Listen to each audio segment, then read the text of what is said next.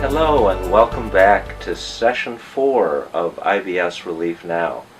I can't believe it, we're almost halfway through this 8-session course designed to put you in charge of bringing IBS symptoms under better control.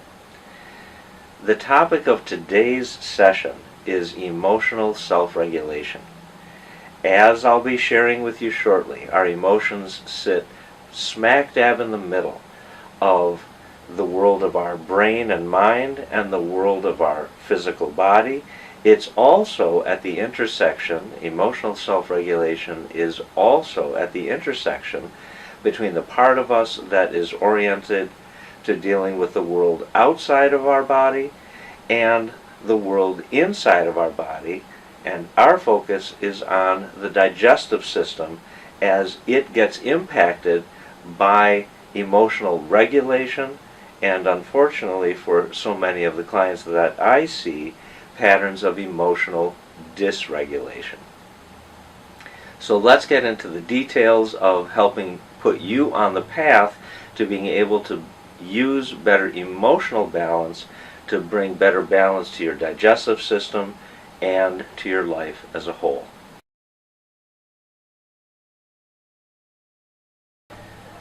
In this session, I want to talk with you about the world of gut feelings or our intuition, and in general what we might call the wisdom of the body. Evolutionary pressures led to the development of this very complex central brain that we need in order to process the flood of information that impacts us in any given second.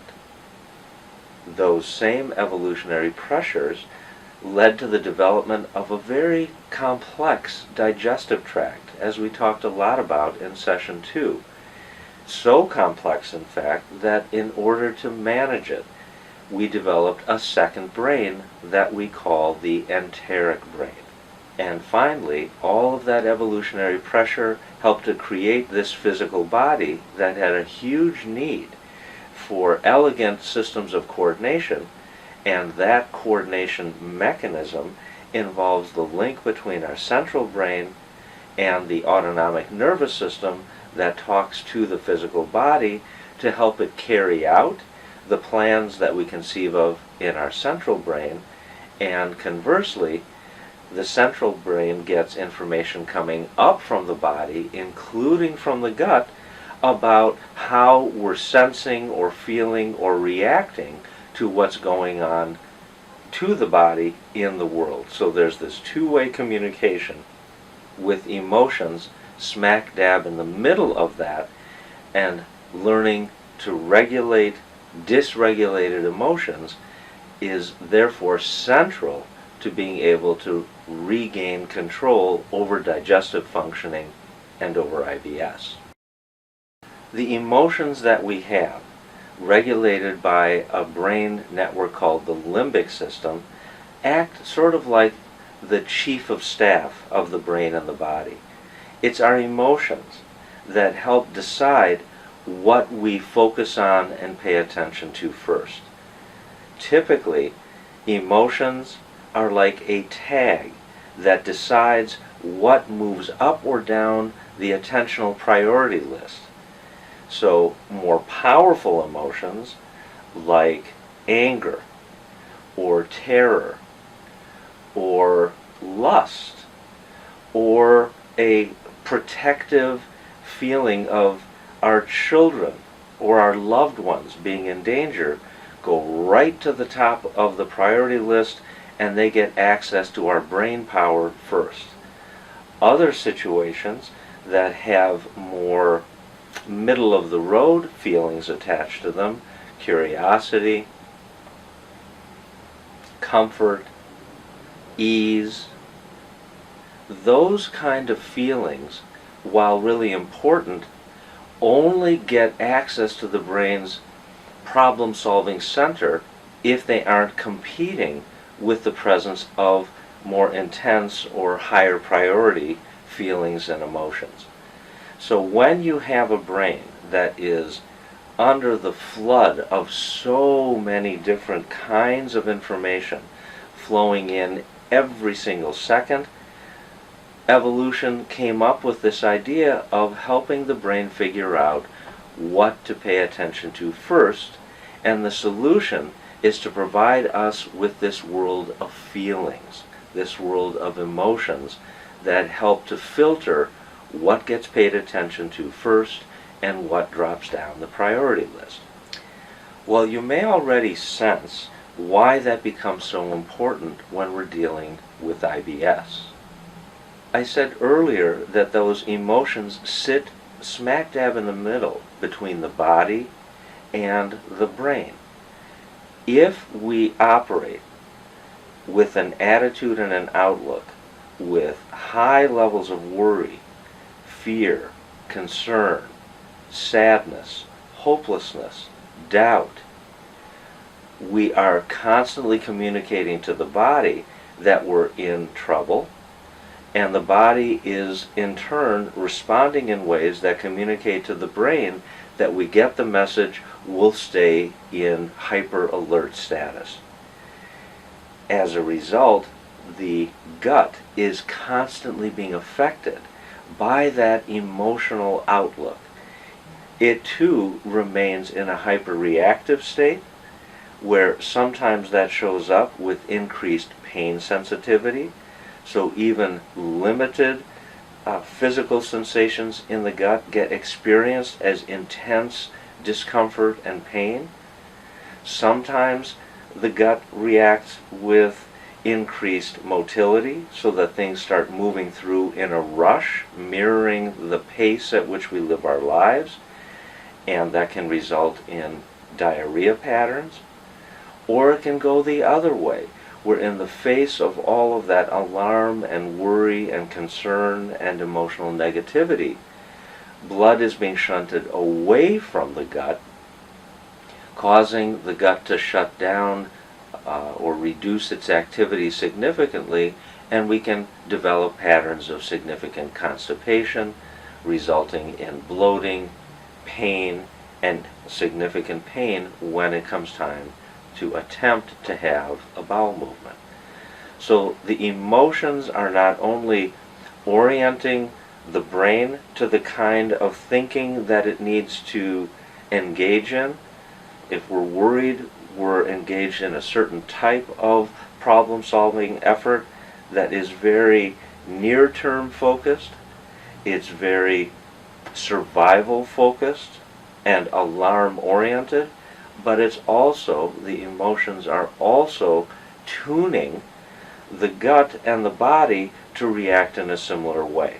So the whole system takes on the color of our emotions, either negative, darker, and more worried, or with practice we can learn to color our outlook and the activity level of the body in more pleasant and soothing colors, so that the whole system takes a step or two back or comes down a notch or two in arousal, so that the digestive system can begin to function better in a friendlier and more comfortable environment.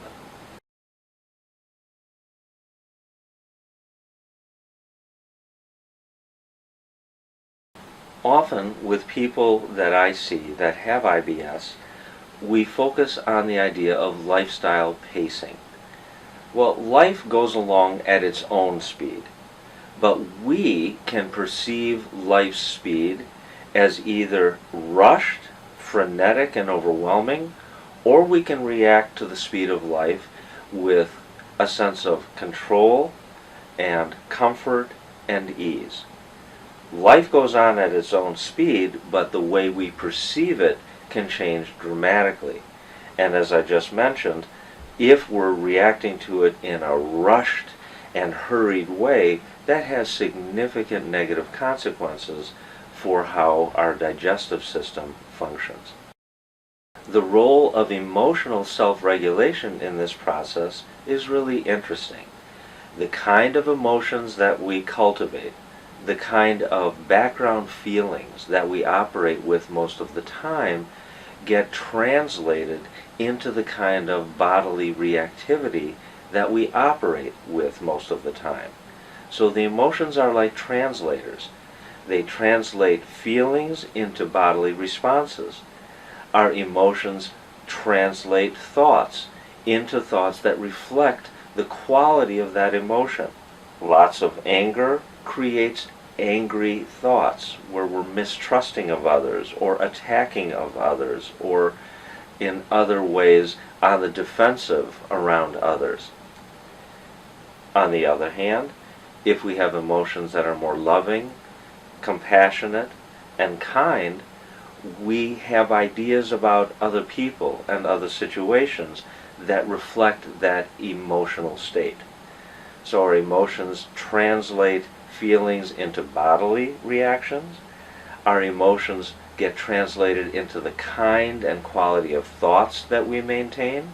And most importantly, the color of our emotions end up influencing the kind of actions, the kind of behavior we're most likely to show in the course of our day-to-day lives.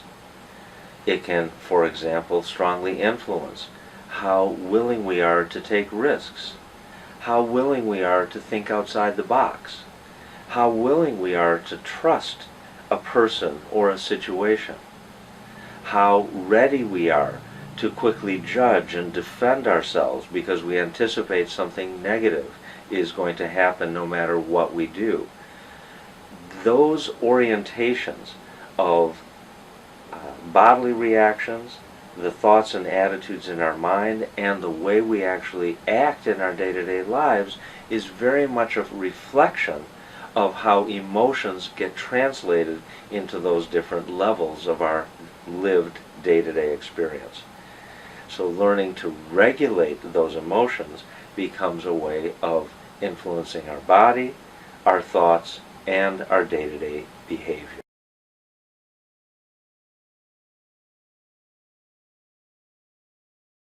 As I think back over the years of the people with IBS that I have worked with, the emotion as the messenger was central to my work with every one of them. The messages that those emotions brought to inform them about what was going on in their lives span the whole range of feelings. For some, the angry message helped them pay attention to what it was going on in their lives that they had been resenting and becoming bitter over. For others, the emotional message was more involving fear. And the message of that messenger, that fear messenger, had to do with what kind of losses they felt that they were potentially facing in their future. For still others, the emotional message of sadness was carrying the message of past losses, different forms of grief, and the sense that their lives could really never be the same, given the loss that they had suffered at some point in the past. The point is, if you begin to learn how to tune into the emotions, accepting them as neutral messengers, they're just trying to bring you a message, and your job is to learn to listen to that message, decode that message. When you do that with time, with patience, and with gentleness, you can not only learn to better understand what the issues are that you're struggling with in your life, but in a sense it takes the pressure off the gut system. Because remember what we said, that emotions translate into the arousal patterns in the body?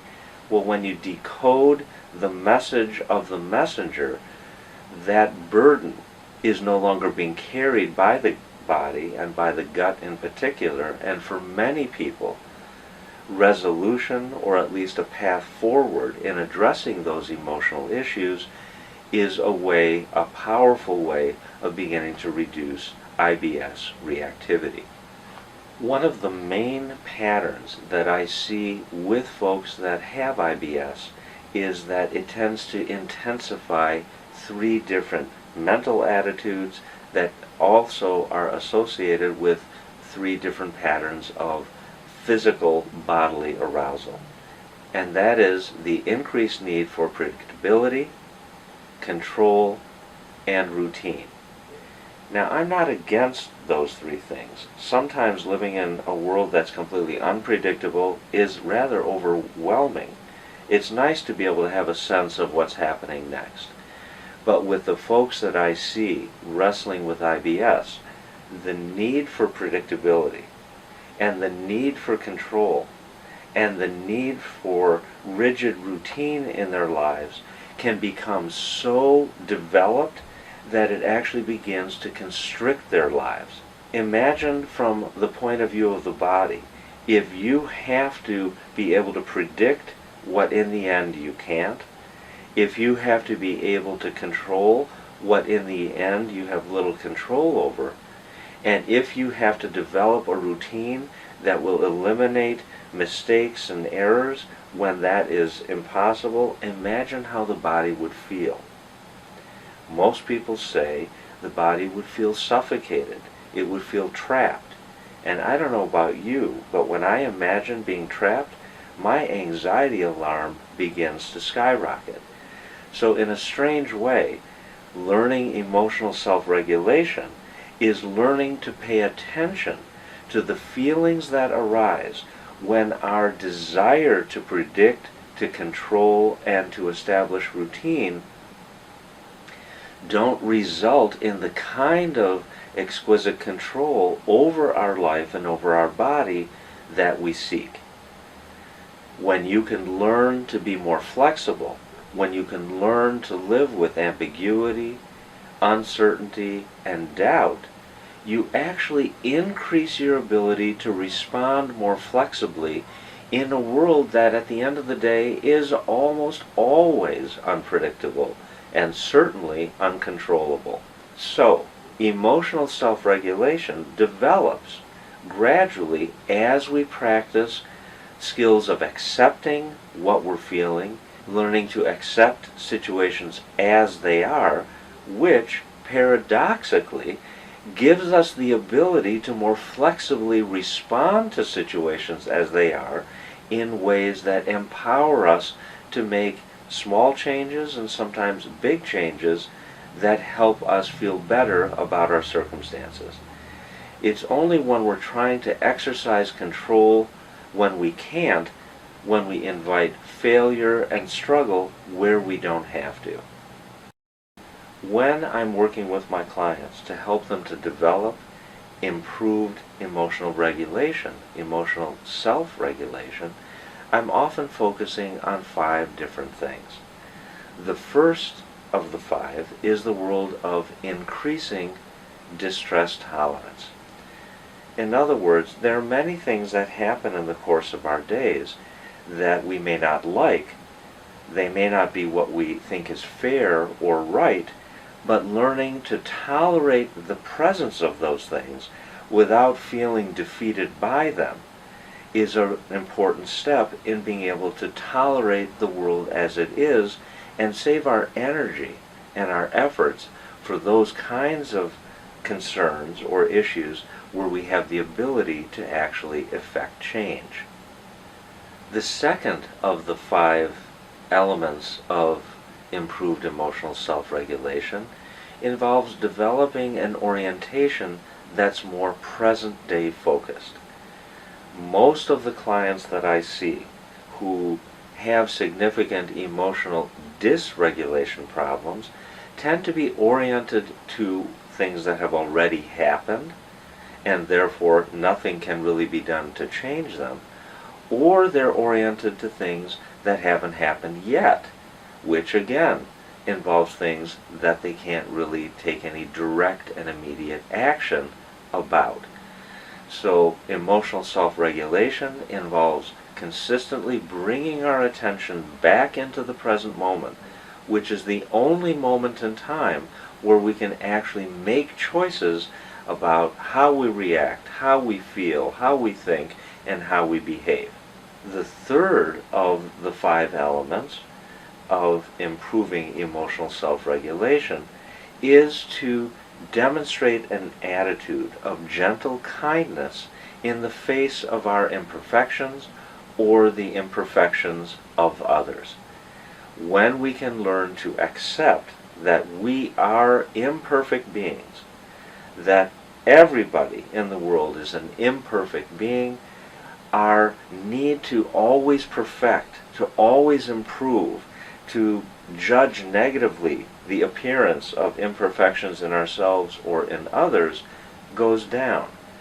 When that pressure is off, not only off our mind and off our emotions, but off of our body and our digestive tract. I'm even taking a breath as I talk about that because there's a tremendous sense of relief replaced with a sense of ease and comfort. So that third one of cultivating an attitude of gentle kindness or gentle acceptance is pretty foundational when it comes to being able to increase and improve your emotional self-regulation abilities. The fourth of the 5 areas that we focus on involves the cultivation of curiosity. Now, in the research that I did for my book, Staying Sharp, we found that even for folks well into the second half of life, when you live your day with an attitude of curiosity, there are significant measurable health benefits, such as reductions in blood pressure, mental clarity improves, quality of life is reported to be higher, and so forth. So when you can cultivate an attitude of curiosity, it presupposes that things are safe enough that you have the time to be curious.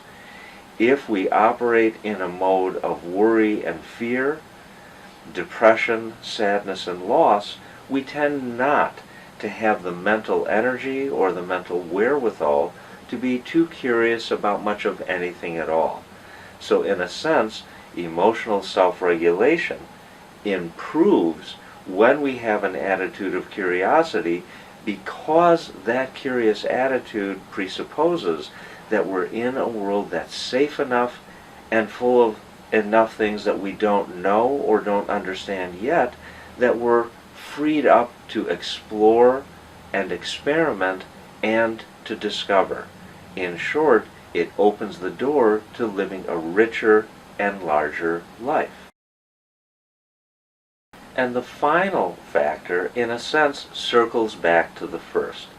The first was distress tolerance, and the fifth is when we learn to tolerate distress, what we're doing is opening the door on things we're uncertain about that in the past would have made us nervous or fearful, and instead, in the presence of that uncertainty, we are free to explore positive possibilities.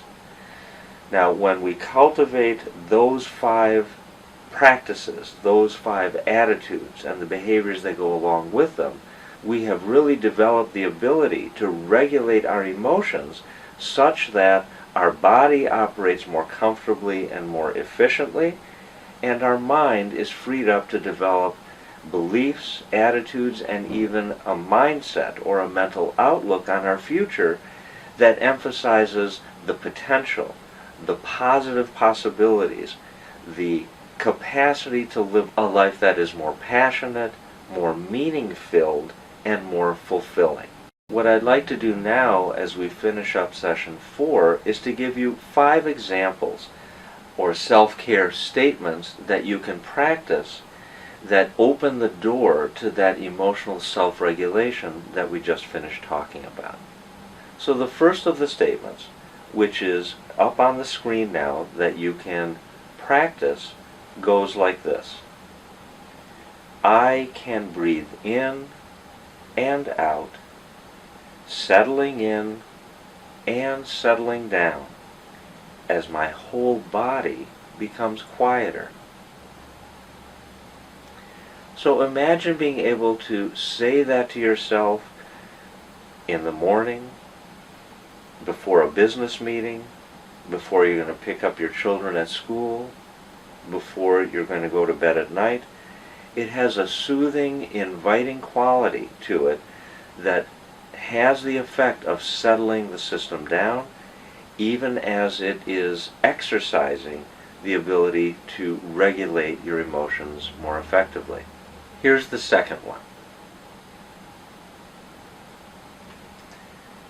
I can learn to notice without reacting with alarm. When I just notice and observe with less reactivity, my body becomes physically calmer.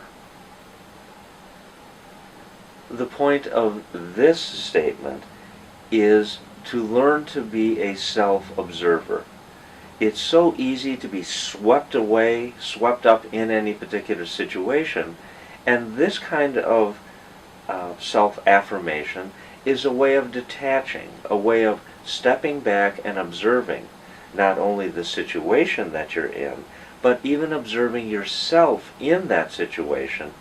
And that emotional distance gives you more freedom to pick and choose how you want to react next. It tends to reduce the feelings of alarm and agitation, which are all for the good when it comes to IBS management. Here's the third statement.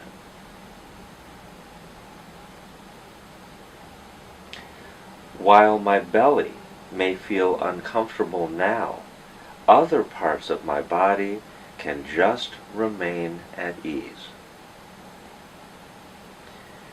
The idea behind this statement is that, as we said in the last session, thinking about Ellen Langer, where the mind goes, the body will follow.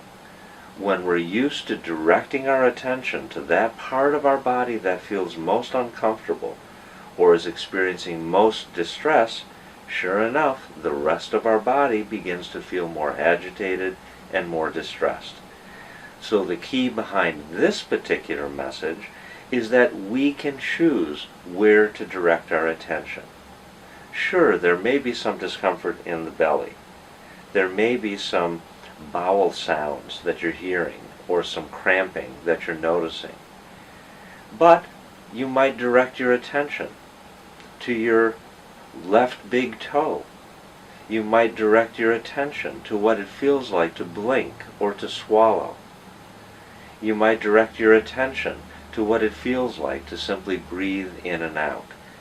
So the idea is what you choose to focus on at the level of the body can invite the rest of the body to follow. If you focus on areas that are more comfortable, or at least less agitated, sure enough, the rest of your body, your emotions, and your mind can become less agitated. The fourth self-talk message goes like this. My body will listen to whatever message I offer. I can learn to invite physical comfort and calm. So that particular message really involves sort of a next step following message number 3. It challenges you to begin to think about what is the internal messaging that you live with each day. Some of the reflective journal questions that I've left you with really put you in touch with what are the thoughts and feelings that you tend to have operating in the background that can be influencing you in ways you're not even aware of. By choosing to focus on the kind of messaging that you're giving yourself, mentally, physically, and emotionally, by choosing a more gentle, more loving, more compassionate set of messages, your body can begin to respond to those messages in the direction of reducing IBS intensity and digestive reactivity. The fifth of the 5 practices or self-talk practices I want to introduce now goes like this.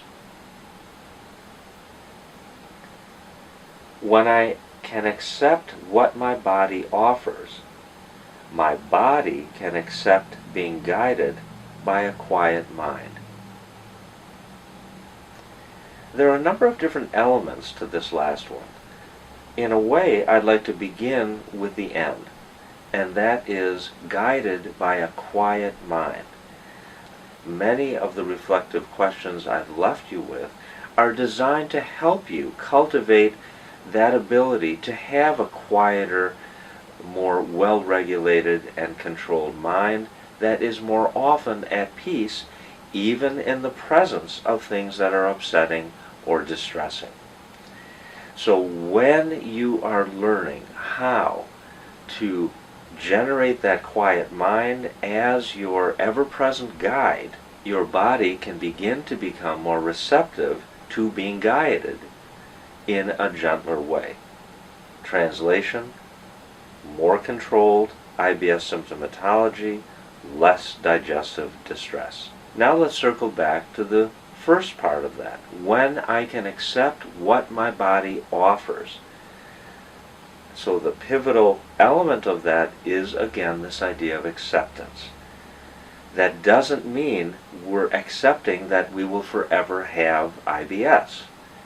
There's a paradox here. When we accept the presence of distress, that distress can become merely momentary or temporary, because there's an assumption that I accept it as it is right now, and lo and behold, that often opens up the ability or the capacity for what happens next to be less agitated and less distressing. So let's put that last one together. We start with accepting what the body offers, learning to not be alarmed by it because we recognize whatever it's doing right now is only temporary. We cultivate a different mental attitude that what is temporary has the potential to go in a better direction next. And when the body hears that the mind is saying, it's okay, let's see what happens next, the body can quiet down because it knows it's in the presence of a wise and gentle guide, and that can be very reassuring and confidence building. So you're certainly free to come up with some of your own ideas for how you and your body want to learn to have healthier and more compassionate conversations with each other. What I invite you to do now is to turn to the guided practice I've developed for you for session 4, and after listening to it and practicing with it, you can use it to influence this kind of self-talk exercise, or perhaps bring some of the ideas into the time and space you create to do the session 4 guided practice. So that brings us to the end of session 4. I look forward to seeing you again soon as we begin the second half of IBS Relief Now with session number 5. See you soon.